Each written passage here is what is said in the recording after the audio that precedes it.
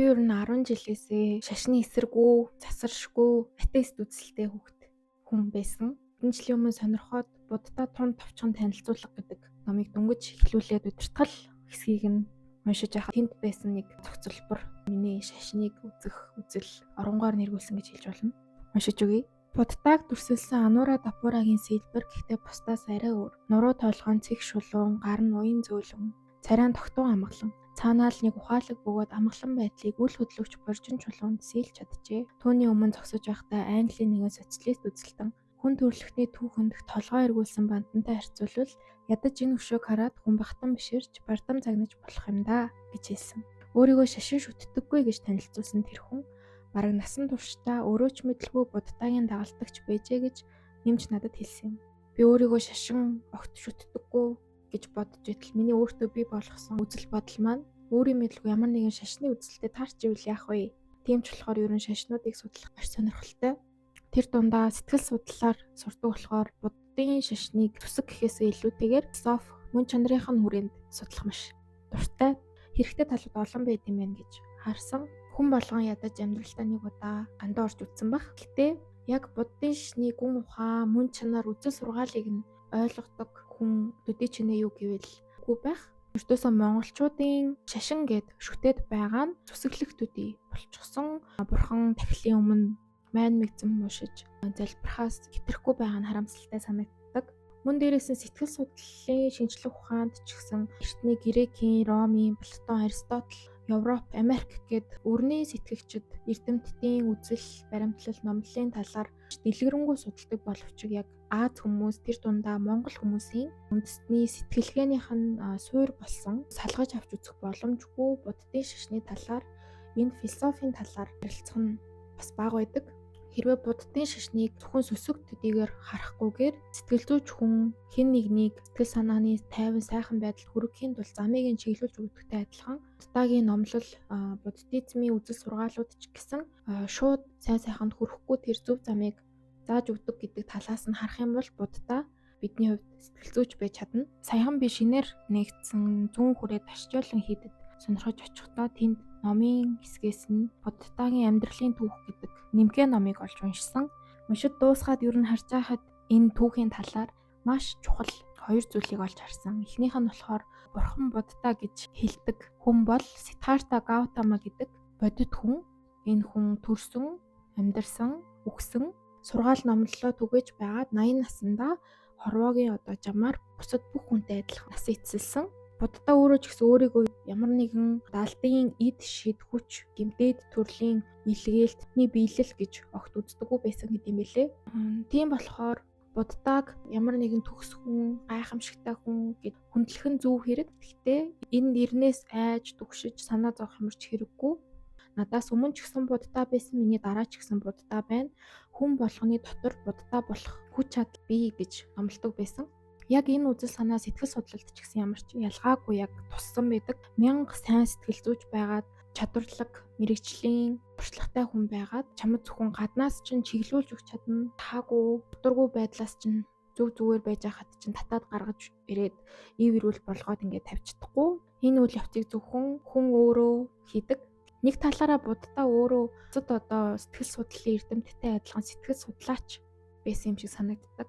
Яагаад вэ гэхээр өөрийнхөө амьдрал дээр дүгнэлт хийгээд, ажиглалт хийгээд, туршилт хийгээд, процесс үйл явцуудыг дамжсны үр дүнд өөрийгөө сэтгэлийн тэр амар амгалан тайван байдалд хүргэж чадсан. Буддагийн яг Будда нэрийг авахаас өмнөх Сиддхартха Гаутама байсан амьдралынхаа түүх нь маш сонирхолтой.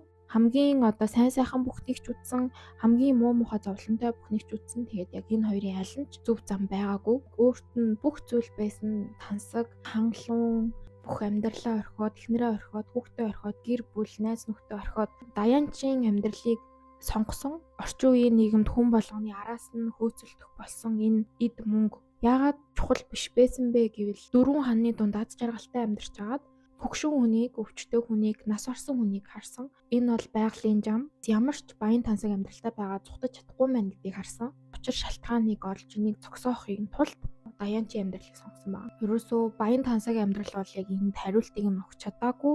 Харин ч бүр үннээс илүү хаач их сайхан амьдрал гэдэг зүйлс нь ердөөсөө мөнхийн зүйл биш. Дуусах цагтаа дуусна. ийм амьдралтай хүмүүсийг зовлон дайрдаггүй гэсэн үг биш. Амьдралын бүх асуудлууд ялгаагүй дайрч өнгөрнө. Материалын эрх чөлөөнд хүрснээрээ сэтгэлийн эрх чөлөөнд хүрнэ гэсэн үг. Шин байна гэдгийг стартаад өөрийнхөө амьдралаараа хараад түүнийг орхиод даянч болсон. 6 жил ухаан үеийнхээ алдартай номлогч багш нарыг дагаж даянчийн амьдралаар хамгийн хүнд хэцүү бясалгал сургаалыг дагаж амьдэрсэн. Гэхдээ энэ нь ердөөсөө ч бас зөв зам байгаагүй. Энэ хатуу бясалгал гээд байгаа олон хоногийн өлсгөлөн урт удаан бясалгал нь биеийг л одоо зовоогоод байгаа болохоос шүү. Стартагийн анх өөрөөсөө асууж эхэлсэн. Зовлонгийн шалтгаан юу юм бэ? Зовлонг яаж дуусгах вэ гэдгийг хариултыг өгөхгүй, сэтгэлийн одоо тэр хариултыг нь огт өгч чадаагүй. Ийм болохоор Сиддхарта энэ замыг ч гэсэн орхиод хинээч тусламжгүйгээр ямар ч багшийн заавар зөвлөгөөгүйгээр зөвхөн өөртөө тулаад бод модны доор бясалгаж байгаад гэгэрэлт хүрсэн. Тэгээд ямар ч туйл бол зөв хариулт байдаггүй. Сайн сайхны туйлч гэсэн, муу муухайн туйлч гэсэн аль нь ч зөв хариултыг өгч чадахгүй. Энийг сэтгэл судлалт ч гэсэн яг адилхан ярьдаг. Зүрхээ сонсох уу, тархиа сонсох уу гэж өөрөөсөө асуудаг. Аль нэгийг нь дагах биш, яг дундаж замыг нь сонгох ёстой. Тэнцвэрийг нь олж шийдвэр гаргаж чадах юм бол сэтгэл санаа маань, бие махбод маань бүх зүйл маань эрүүл сайхан байна. Одоо ийм эсрэгцлүүд, зөрчилдөөд энэ зөрчлийг буддизмд тайлбарлахдаа хүн энэхүү одоо арга билгийн зөрчил, хоёр эсрэгцлийн зөрчилд ороод эхлэхээр зовлон бий болно. Зөрчлийг шийдвэрлэх дундаж тэр замыг олж чадахгүй бол зөрчил улам ихсэн, зовлон улам ихсэн. Хүн зовлон улам ихсэх тусам зовлонгоос гарах арга замыг олоход улам холддог. Тэгэхээр яах вэ? Зовлон гэдэг байгаа гэдвэл сэтгэл судлалын хүрээнд төгшүүр, стресс, сэтгэл готрол зэрэг бүх ойлголтуудаар ойлгож болно. Буддийн сургаал номлолын хүрээнд хамгийн ихэнд хорвоо ертөнцийн ажиллах зүй тогтол механизмыг ойлгох хэрэгтэй. Тэр нь юу вэ гэхээр шүтэн барилдлага. Аливаа нэг зүйл яг арга билгийн адил зөвхөн аргыг даах биш, зөвхөн бэлгийг даах биш, арга бэлгийн хоорондын шүтэн барилдлага дээр юмс оршин тогтногоо гэсэн үг. Тэгэхээр сэтгэл, оюун хоёрынхоо шүтэн барилдлагыг олох хэрэгтэй гэдэг тийм зүй тогтлыг нь эхлээд ойлгох хэрэгтэй. Яаж хорвоо ертөнц ажиллаж байгаа вэ гэдгийг бид нар ойлгоснороо дараачихаа үйлдэлийг зөв хийнэ гэсэн үг.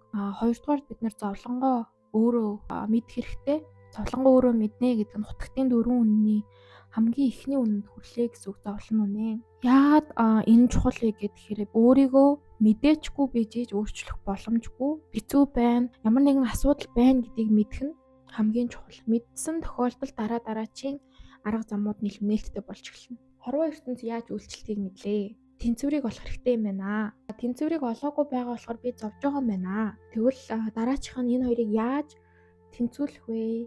Зовлон гэтлэх арга зам нь юу вэ гэх юм бол энэ арга замд хутагтын 8 мөр буюу 8 арга зам байгаа.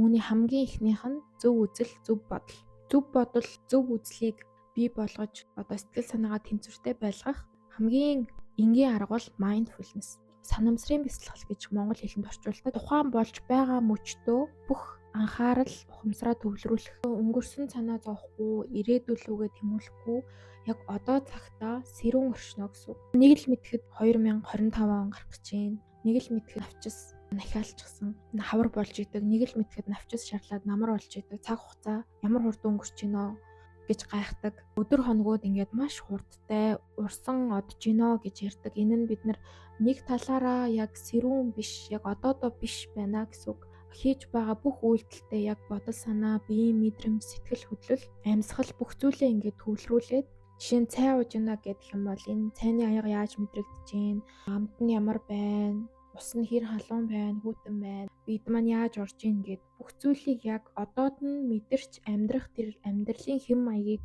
ерөнхийд нь хэлж болно. Тэрээс биш гів гинтхэн суугаад бясалгахын нэр бол ерөөсөө биш.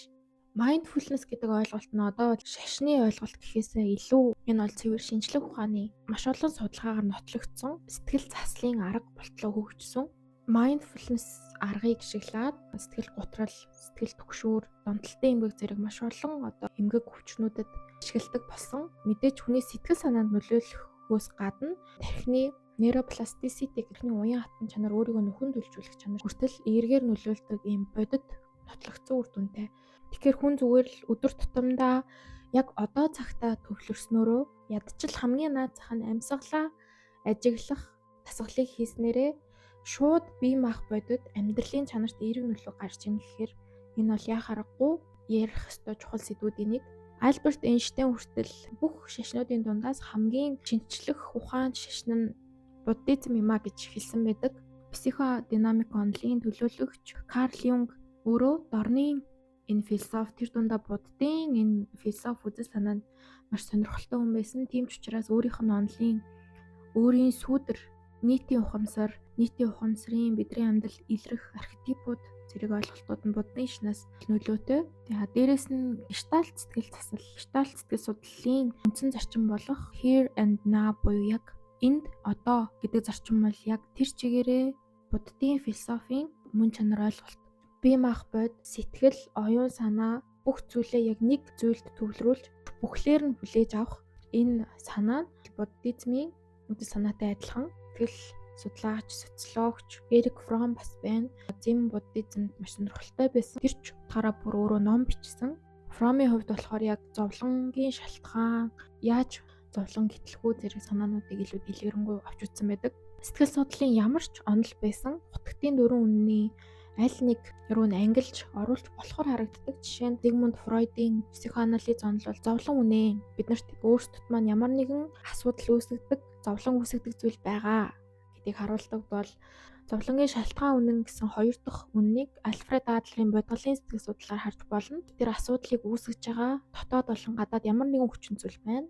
Виктор Франклийн амьдралын утга учирыг гэрэлхийлэх тэр сэтэл хүн болгонд бий гэдэг санаа зовлон гэтлэх нь үнэн буюу 3 дахь үннийг илүү тодорхой харуулдаг.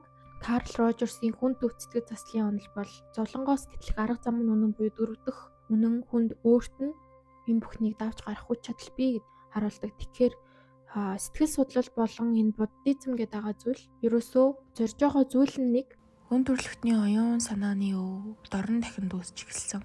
Эргээд өрн дахинд нөлөөлсөн. Грек, Ромын сэтгэгчид Америк, Европ гэд хүн төрөлхтөн бол тодорхой хугацаанд зөвхөн энэ үзэл сургаалаар оюун санаагаа одоо тэтгэж ирсэн. Сүүлийн үед одоо сэтгэлийн амар амгалан, mindfulness гэж илүүтэйгээр ярих болсон нь эргээд циклийн дагуу бид нар өрн дахины философиос дорнолууга шилжиж байгааг илэрхийлж болно. Дорны соёл тэр дундаа буддизм бол сэтгэл судлалтай зайлшгүй холбоотой. Ерөөсөө буддын сургаалч гэсэн сэтгэл судлалын үзэлч гэсэн хамгийн эцэстээ хүнийг тайван сайхан сэтгэлийн тэр амар амгалан байдалд хүрэхэд чиглэж байгаа. Буддаа энийг утгатын дөрвөн үнээр тайлбарласан бол сэтгэл судлалд хүний ухамсаргүй, оюун санаа яаж ажилтдаг вэ? Тархины үйл ажиллагаа, тэгээ сэтгэл заслын аргууд гэх зэргээр тайлбарлаж өнөө хүртэл ярьлээ. Тэгээ Буддаа өөрөө ч гэсэн миний номыг сүсэг төдийгөр бүх хязгаарлаа гэж хэлсэн байдаг. Жишээ нь өвдлөө гэхэд эмчдэр очоод эм бичүүлж аваад тэрийг эмийн сан дээр очоод эмээ удлаж аваад эмээ уугаад идэгдэг болохоос биш эмийн жороо бурхан тахил дээрээ тавьж өтөж мөрөгснөөрөө бие маань хизээж идэхгүй. Тэгэхээр бид нар энэ буддагийн сургаал номлол буддизмыг зөвхөн шүтэж тахилаа гэд юу ч өөрчлөгдөхгүй. Буддаа зөвхөн биднэрт аль арга зам нь илүү хялбар вэ гэдгийг өөрийнхөө номлолоороо тайлбарсан. Одоо жим мөрөөр бид нар өөрсдөө атлах ёстой. Тэгэхээр эцэст нь хүн өөрийнхөө эзэн байж чадна. Хинч ямар ч бурхан тусалж чадахгүй.